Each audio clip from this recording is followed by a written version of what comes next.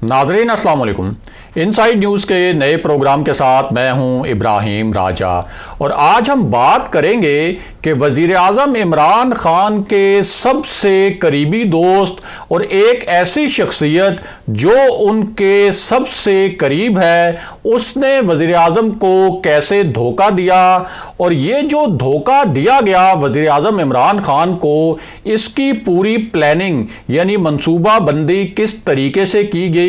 इसके तीन मरकजी किरदार कौन थे, वज़ीर आज़म इमरान खान को कब और कैसे इस पूरी मंसूबा बंदी और इस खेल के मुतल्लिक पता चला, उन्हें जो रिपोर्ट पेश की गई उसमें किस नौयत के सनसनीखेज इंकशाफात किए गए और उसके बाद वज़ीर आज़म इमरान खान ने एक बड़ा एक्शन लेने का फैसला तो कर लिया है, लेकिन इस एक्शन के नतीजे में उनकी जो हुकूमत है उसको भी शदीद खतरात लाहक हो सकते हैं। हमारे जिन दोस्तों ने अब तक हमारे चैनल को सब्सक्राइब नहीं किया, उनसे हम कहेंगे कि हमारे चैनल को सब्सक्राइब कर लें ताकि उन्हें अहम मालूमात बर वक्त मिलती रहें। अब वापस आते हैं आज के मौजू पर, यानी वज़ीर आज़म इमरान खान के एक इंतहाई करीबी दोस्त ने किस अय्यारी और मक्कारी के साथ उन्हें धोखा दिया। और ये जो पूरा मामला है, इस मामले का ताल्लुक एक ताकतवर शख्सियत से भी है और वो इस तरह कि ये जो वज़ीर आज़म इमरान खान के करीबी दोस्त हैं, जो वज़ीर आज़म इमरान खान के सबसे करीबी शख्सियत माने जाते हैं, इन्होंने इस ताकतवर शख्सियत को हटाने की कोशिश भी की थी और इसके लिए इन्होंने वज़ीर आज़म इमरान खान को कम से कम 3 मरतबा ये मशवरा दिया कि इस ताकतवर शख्सियत को उसके ओहदे से हटा दिया जाए। इसके अलावा इसी वज़ीर आज़म के दोस्त ने वफाकी काबीना में भी अपना जो असर रसूख है उसको इस्तेमाल करने की कोशिश की और काबीना में एक लॉबिंग की कि इस ताकतवर शख्सियत को अगर ना हटाया गया तो फिर तहरीक इंसाफ की ये जो हुकूमत है उसने अपने जो गोल्स सेट किए हैं वो उन गोल्स को अचीव नहीं कर सकती और तहरीक इंसाफ की पूरी हिकमत अमली जो गवर्नेंस के लिए है वो पूरी हिकमत अमली फ्लॉप हो जाएगी। अब उसके बाद इस मामले में एक बड़ा ही हैरान कुन ट्विस्ट आया और वो ट्विस्ट ये था कि इस शख्सियत की जो पूरी लॉबिंग थी, यानी ये जो वज़ीर आज़म इमरान खान के दोस्त की जो लॉबिंग थी, उस ताकतवर शख्सियत को हटाने के लिए इस लॉबिंग का उस ताकतवर शख्सियत को पता चल गया और वहाँ से ये सारे मामलात जो हैं वो बिगड़ने शुरू हुए और ये जो सारा बिगाड़ है ताल्लुकात में जो आया, ये असल में एक मरासले से शुरू हुआ था और एक फ़ाइल से शुरू हुआ था और ये जो फ़ाइल है ये असल में वज़ीर आज़म के इस करीबी दोस्त की जानिब से भिजवाई गई थी और इनकी तवक्को ये थी और इनका ख्याल ये था कि ये जो फ़ाइल है ये जिस तरीके से उन्होंने भेजी है बिल्कुल एज इट इज़ इसे अप्रूव कर दिया जाएगा और फिर वज़ीर आज़म ऑफिस से इस फाइल पर एक ऑर्डर भी उसी तरह जारी कर दिया जाएगा जिस तरह से वज़ीर आज़म इमरान खान के ये दोस्त चाहते थे। लेकिन हुआ क्या? हुआ ये कि ये जो ताकतवर शख्सियत थी उसने इस फाइल को स्टडी किया और उसके बाद इस फाइल के ऊपर ऑर्डर जारी करवाने से और एक तरह से आप कह सकते हैं कि एहकामात देने से इनकार कर दिया और यूं इस ताकतवर शख्सियत और वज़ीर आज़म इमरान खान के ये जो करीबी दोस्त हैं इनके दरमियान एक इख्तलाफात का सिलसिला शुरू हुआ और ये जो पूरी जंग है ये फिर काबीना तक भी आई। ये ताकतवर शख्सियत कौन है और वज़ीर आज़म इमरान खान का ये जो करीबी दोस्त हैं जिनका हमने आपसे जिक्र किया ये कौन है, इनके मुतल्लिक भी आपको बताते हैं और इस पूरी सूरत हाल में जो वफाकी काबीना में जंग शुरू हुई उससे भी आपको आगाह करते हैं। अब वफाकी काबीना में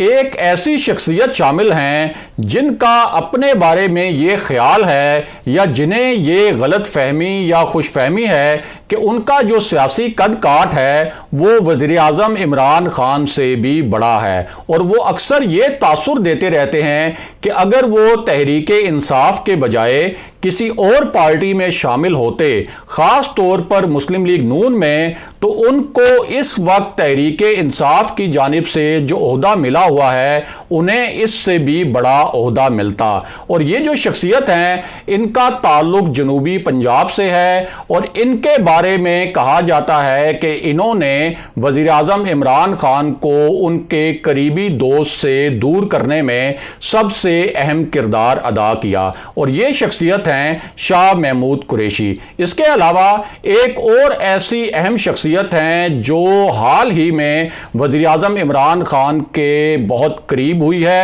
اور بہت تیزی سے انہوں نے وزیر اعظم عمران خان کے جو قریبی حلقے ہیں ان میں اپنی جگہ بنائی ہے۔ اکثر وزیر اعظم عمران خان کے ساتھ یہ شخصیت نظر آتی ہے، اور یہ جو شخصیت ہے اس کے متعلق بھی یہ کہا جاتا ہے کہ اس نے بھی وزیر اعظم عمران خان کو ان کے دوست سے دور کرنے میں بہت اہم کردار ادا کیا، اور یہ شخصیت ہیں زلفی بخاری۔ اس کے علاوہ اسد عمر، سیف اللہ نیازی، علی حیدر زیدی اور پرویز خٹک بھی ایسی شخصیات ہیں جنہوں نے وزیر اعظم عمران خان کے سامنے ان کے اس دوست کے خلاف زبردست قسم کی لابنگ کی۔ دوسری جانب وزیر اعظم کے اس دوست کی کچھ حمایتی لابی بھی وفاقی کابینہ میں موجود ہے، اور ان میں فواد چودھری اور مراد سعید جیسے جو ووکل وزیر ہیں وہ شامل ہیں، اور انہوں نے وفاقی کابینہ میں ڈٹ کر وزیر اعظم عمران خان کے اس دوست کی حمایت میں لابنگ کی، لیکن اب ان کی لابی جو ہے وہ کمزور پڑ چکی ہے۔ اب آپ کو بتاتے ہیں کہ وزیر اعظم عمران خان کے یہ جو دوست ہیں وہ کون ہیں، اور وہ کون سی طاقتور شخصیت تھی جس کو ہٹوانے کی انہوں نے کوشش کی، اور یہ تمام معاملات جو ہیں وہ وہیں سے بگڑے۔ پہلے تو آپ کو بتاتے ہیں کہ یہ جو شخصیت ہیں انہوں نے وزیر اعظم کو کس نوعیت کا دھوکہ دیا، اور وزیر اعظم آفس میں ان کے متعلق کس نوعیت کی رپورٹ پہنچائی گئی، اور اس کو ریکنسیڈر کرنے کے لیے گزشتہ رات بھی یہ رپورٹ وزیر اعظم آفس کا جو میز ہے وہاں پہنچائی گئی، لیکن اس کے باوجود وزیر اعظم عمران خان نے گو اہیڈ کا سگنل دیا، یعنی انہوں نے کہا کہ اس رپورٹ میں جس قسم کے انکشافات کیے گئے ہیں ان انکشافات اور الزامات کے مطابق کارروائی کی جائے۔ اب یہ جو الزامات ہیں وہ الزامات بھی ذرا سن لیں۔ وہ الزامات یہ ہیں کہ 5 ارب روپے سے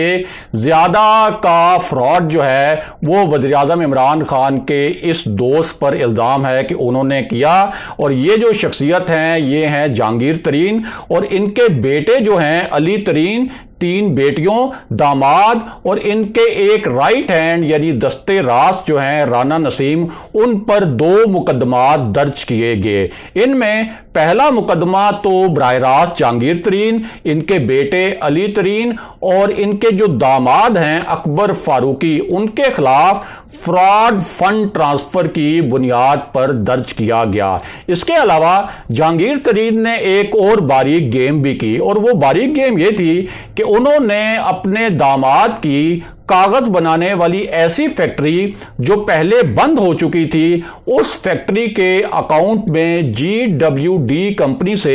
3.25 ارب روپے منتقل کیے، اور اس کے بعد اسی بند فیکٹری کے اکاؤنٹ سے یہ رقم جو ہے جہانگیر ترین اور ان کے اہل خانہ کے اکاؤنٹس میں منتقل کر دی گئی۔ اس کے بعد جہانگیر ترین اور ان کے اہل خانہ نے اوپن مارکیٹ سے ڈالر کی غیر قانونی خریداری کی، اور اس پوری رقم کو وہ بیرون ملک منتقل کرتے رہے۔ اس کے علاوہ جب GWD کو بظاہر خسارے میں دکھایا گیا، اسی وقت علی ترین جو جہانگیر ترین کے بیٹے ہیں وہ انگلینڈ میں $7 ملین کی جائیداد خریدتے رہے۔ یعنی ایک طرف کمپنی کو خسارے میں دکھایا گیا اور دوسری جانب $7 ملین کی برطانیہ میں جائیدادیں بھی خریدی گئیں۔ ایک اور مقدمے کے مطابق جو اس پورے گروپ کے خلاف درج کروایا گیا ہے اس میں ایک کیش بوائے کے ذریعے جہانگیر ترین جو بزنس گروپ ہے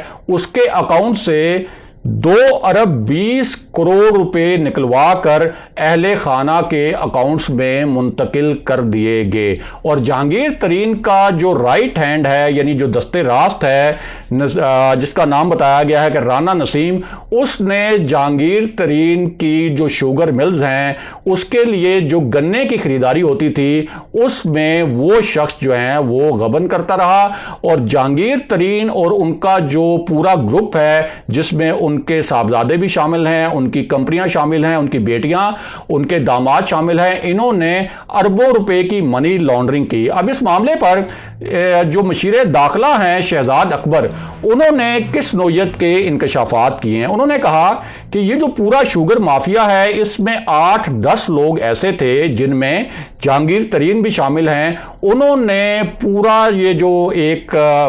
نیٹ ورک تھا یہ اس کو چلا رہے تھے، اور شوگر کے معاملے پر پوری حکومت کو یرغمال بنایا ہوا تھا، اور سبسڈی لینا ہو یا ایکس پرائس مل طے کرنی ہو، یہ راتوں رات جو ہیں یہ تمام معاملات طے کرتے تھے، اور یہ طے کر لیتے تھے یہ 8-10 لوگ مل کر کہ عوام کو جو چینی بیچنی ہے وہ کتنے کی بیچنی ہے اور اس میں کتنا غیر قانونی اضافہ کرنا ہے۔ اس کے علاوہ انہوں نے یہ بھی بتایا